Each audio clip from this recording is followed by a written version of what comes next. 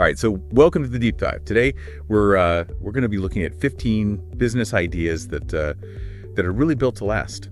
Yeah, we've got this this discussion here that outlines these 15 concepts, and it's really interesting. It's basically like, if you're looking to start a business that's going to make a real impact, these are the areas to be thinking about for 2025 and beyond. Right, and what we want to do today is sort of distill these ideas down to their essence.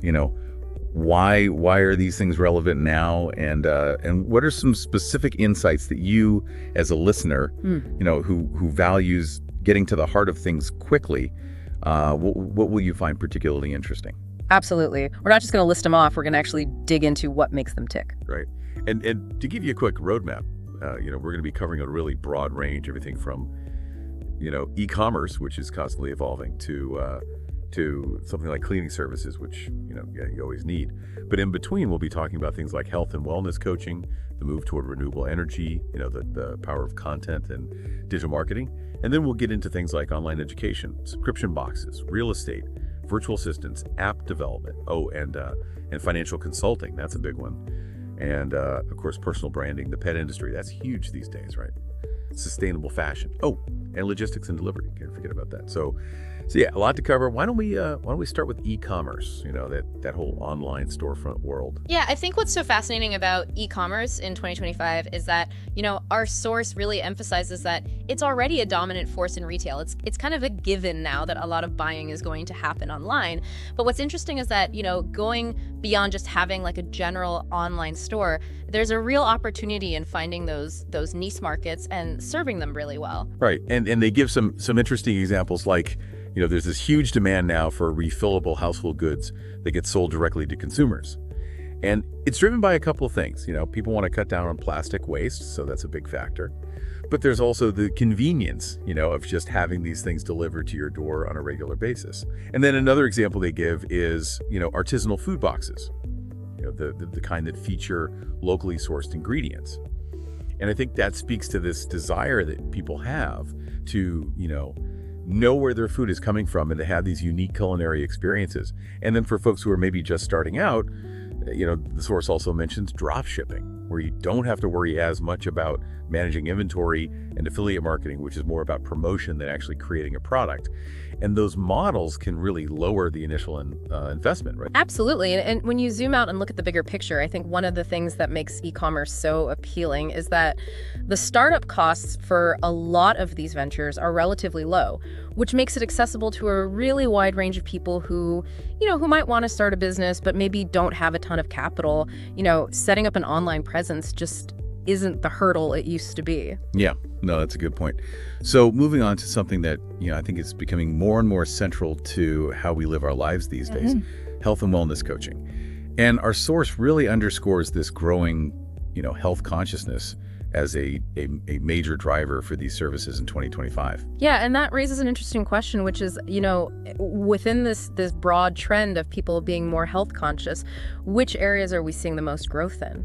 And our source points to a particularly strong demand for coaches who specialize in things like sleep optimization and stress reduction techniques. In our fast-paced world, these are things that are increasingly being recognized as absolutely critical for overall well-being. Yeah, it's not just about, eating your vegetables and exercising anymore, right? There's this whole other layer. And I think what's really beneficial for potential coaches is that there's so many different ways to connect with clients these days. Virtual consultations mean that you can work with people all over the world. And it also offers a lot of flexibility, both for the coach and the client. And then, personalized plans tailored to individual needs and goals, that's becoming the expectation, not the exception. And then, of course, our source also emphasizes how important it is to have the right certifications.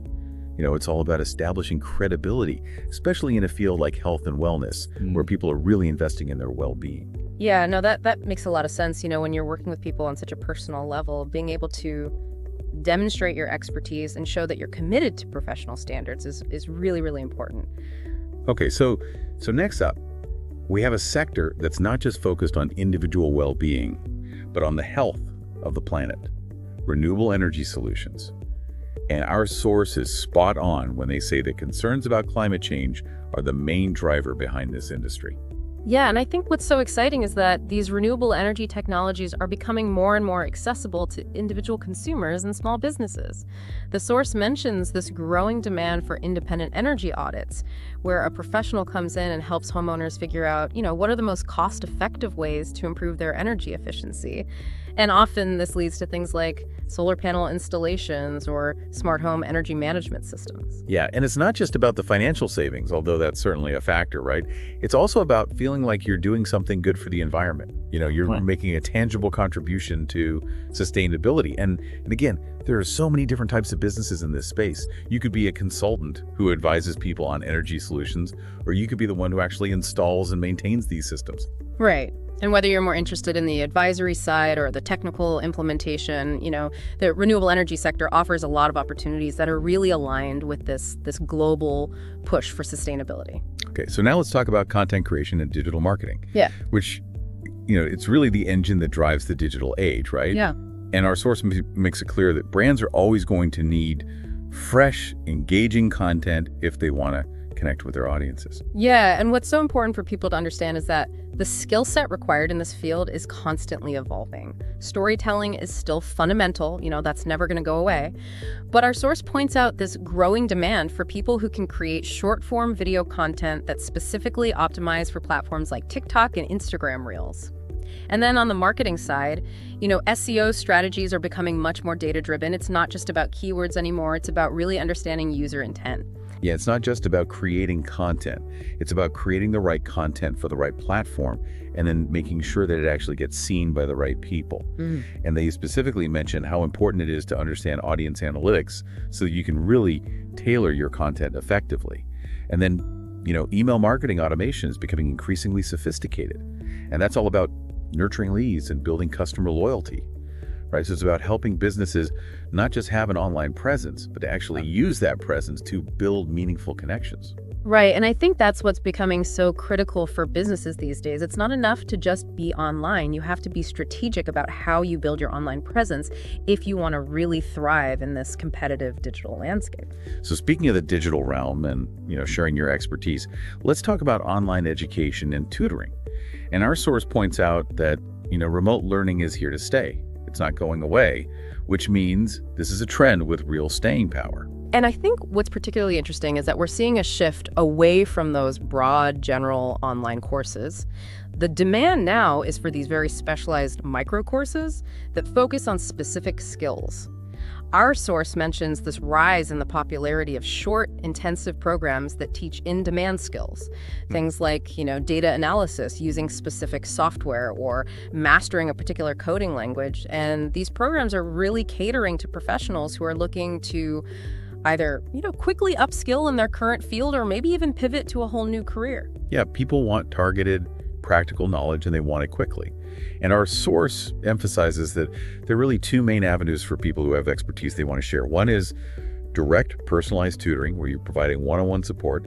And then the other is creating structured online courses. And thankfully, there are platforms like Teachable and Thinkific that make it easier than ever for individuals to package their knowledge and sell it to a global audience. The flexibility and scalability here are huge. You can reach learners in any time zone, and you can adapt your offerings based on demand. Right, and being able to reach a global audience and tailor your expertise to specific learning needs, that creates a really dynamic and potentially very rewarding landscape for people who want to become online educators. All right, so now let's move on to something that's kind of a hybrid, right? It's a tangible product, but it also involves digital delivery. Yeah. Subscription box services. And our source explains how these have really carved out their own little niche within e-commerce. And what's so clever about the subscription box model is that it creates this sense of community and anticipation, right? Yeah. You get this box delivered to your door every month, and it's a surprise. And our source mentions that successful boxes often use personalization, where they tailor the contents to your individual preferences based on feedback and data. And that really enhances that feeling of surprise and discovery. Yeah, like the example they give is curated boxes for specific dietary needs, like gluten-free or vegan snack boxes. So it's really catering to a very specific audience and providing a lot of value. And from a business standpoint, the beauty of this model is that it generates recurring revenue, which is a lot more stable than just relying on one-off purchases. Thank you. And they also advise focusing on building a strong brand identity and actively engaging with your subscribers so that you can foster that loyalty and keep people coming back. Yeah, and I think that's what really elevates these subscription boxes from just a simple transaction to an ongoing relationship with the customer. It's about building that community and making people feel seen and understood. Okay, so now let's shift gears and talk about something a little more traditional but consistently important: real estate investment in property management.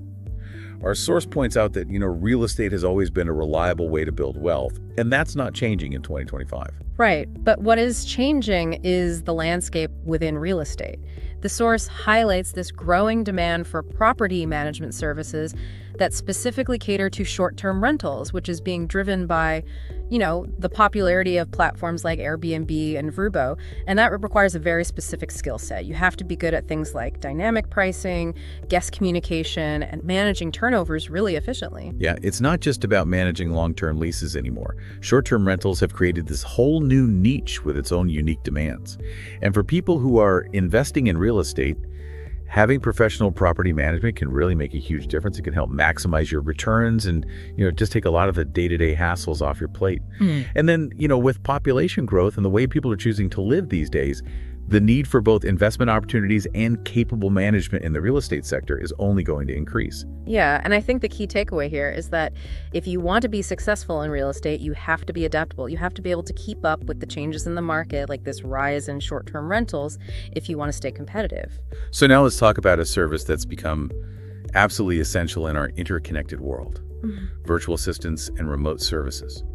And our source really emphasizes how the shift towards remote work is driving the demand for these services. Yeah, and it makes sense, with so many people working remotely, there's this huge need for skilled professionals who can provide a whole range of support, from really complex project management and specialized technical assistance to more routine administrative tasks and customer support. And the key is that all of this can be done remotely. And our source mentions that there's a growing demand for virtual assistants who are proficient in specific software and digital tools, the things that really facilitate remote collaboration and productivity. Right, so it's not just about having the skills, it's about being able to use the technology effectively.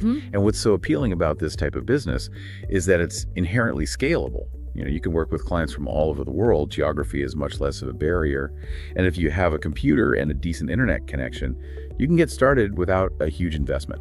Yeah, and that combination of low startup costs and high demand, across a whole range of services makes virtual assistants a really compelling option for people who are organized and have strong communication skills. Okay, so moving into the realm of technology, we have app development.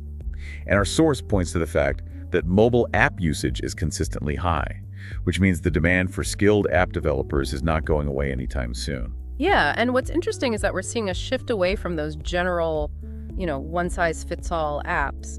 The demand now is for these niche, highly specialized apps that cater to very specific industry needs or user groups. For example, our source mentions this growing interest in business-to-business apps that streamline workflows and improve internal communication within organizations. So it's all about identifying a specific problem and developing a targeted solution, right? And they also mentioned the growing accessibility of these no-code and low-code development platforms, which are great because they allow people who might not have traditional coding experience to create functional applications. Yeah. But of course, if you're building a really complex app, you're still going to need experienced developers. Right. But the key, it seems, is to find a real need and then use the right tools to address it effectively. Yeah, and I think that's what often separates the successful app ventures from the ones that, maybe don't make it. It's that focus on solving a real-world problem for a specific audience. That's what makes an app truly valuable. So now let's talk about finance. People always need help managing their money, and the financial landscape is constantly changing. So our source emphasizes that financial consulting services are always going to be in demand. Yeah, and it's not hard to see why, right? The investment options are getting more and more complex, the regulations are always changing, and people are realizing that they need personalized financial planning if they want to achieve their goals. And our source highlights a particular need for consultants who can help people navigate the world of cryptocurrency investments and, figure out how to integrate those into their overall financial strategy. Right. So it's about staying ahead of the curve. You have to understand these new financial instruments and technologies if you want to be a successful financial consultant. And they really emphasize the importance of continuous learning, staying up to date on market trends and all the latest financial tools. And I think a big part of being successful in this field is being able to explain complex financial concepts to your clients in a way that they can understand. It's about taking the mystery out of finance. Yeah, absolutely. The financial world can be really intimidating for a lot of people. So being able to provide clear, informed guidance and build that trust with your clients is absolutely essential if you want to be successful in this field. Okay, so now we're going to talk about something that, might not be the most glamorous, but it's definitely essential. Cleaning and maintenance services.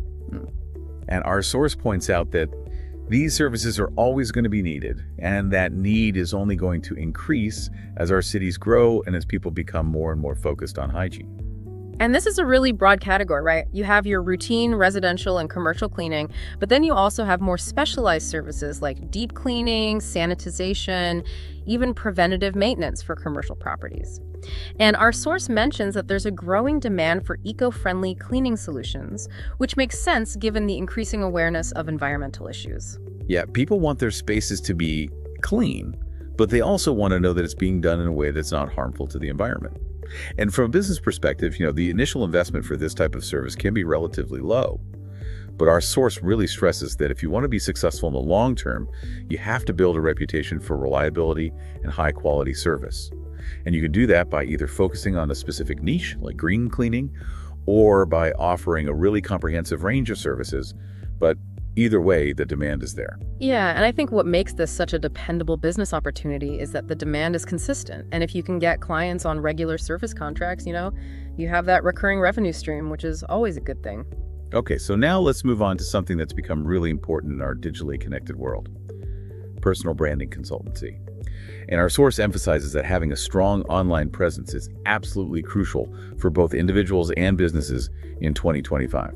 Right, and it's not just about being online, it's about having a personal brand that really reflects who you are and what you stand for.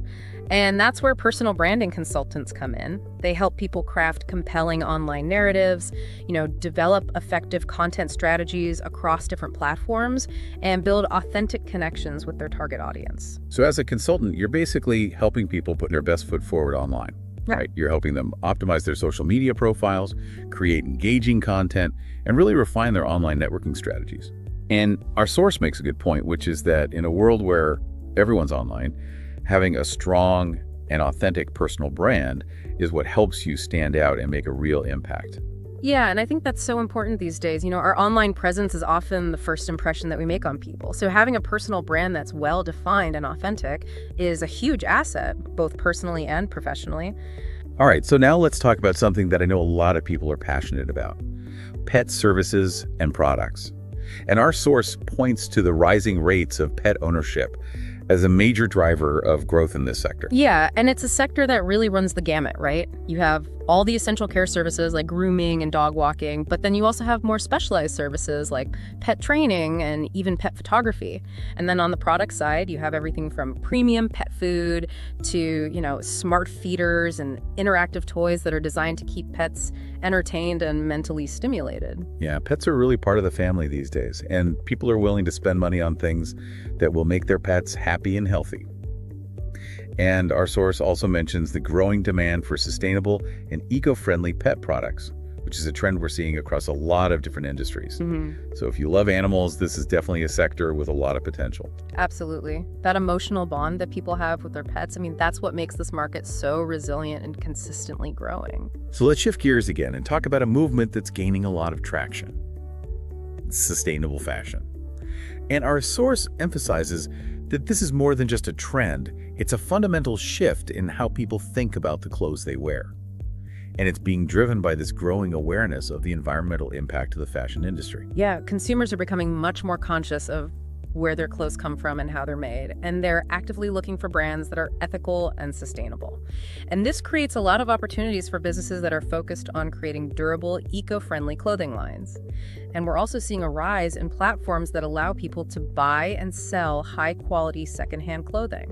So it's about finding that sweet spot between style and responsibility, right? You want to look good, but you also want to feel good about where your clothes came from. And our source highlights the importance of transparency in the supply chain and the use of sustainable materials. Consumers are getting much savvier about this stuff, and they're demanding more from the brands they support. Yeah, and I think that demand for transparency and ethical sourcing, that's really what's going to separate the successful brands from the rest. People want to know that the companies they're buying from are genuinely committed to doing things the right way. Okay, so last but not least, we have to talk about the infrastructure that underpins so much of our economy: logistics and delivery services. And our source stresses that this sector is only going to become more crucial as e-commerce continues to grow. Absolutely. People want their stuff delivered quickly and reliably, and that demand applies to everything from local deliveries to, international shipping. And our source points out that there's a real need for specialized last-mile delivery solutions, companies that can handle the ever-increasing volume of online orders and get those packages to people's doorsteps as quickly and efficiently as possible. And this is especially important for things like groceries and prepared meals and medications, things that are perishable or time-sensitive. Right, so we're not just talking about packages anymore. We're talking about all kinds of goods that need to be transported carefully and quickly.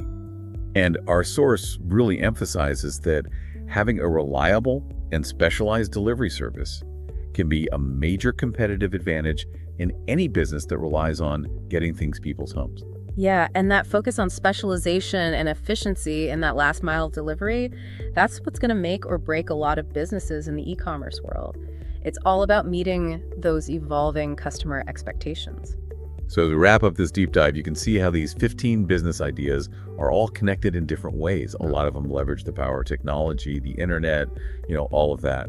And we've also seen how important things like health and sustainability have become to consumers. And then, of course, you have those essential services that we're always going to need no matter what. Right. And for you, as someone who's clearly interested in understanding the bigger picture, I think you can appreciate how diverse these opportunities are. Some of them are very accessible, relatively low barriers to entry, and then others have the potential to make a real difference in the world. So, there's something here for everyone, really. And now that you've had a chance to hear about all these different ideas, we want to leave you with something to think about. Of these 15 evergreen business ideas, which one do you think is going to be most impacted by changes in consumer behavior over the next decade? And what unexpected opportunities might arise from those changes? It's a question worth pondering, whether you're thinking about starting a business or just want to understand where the world is headed.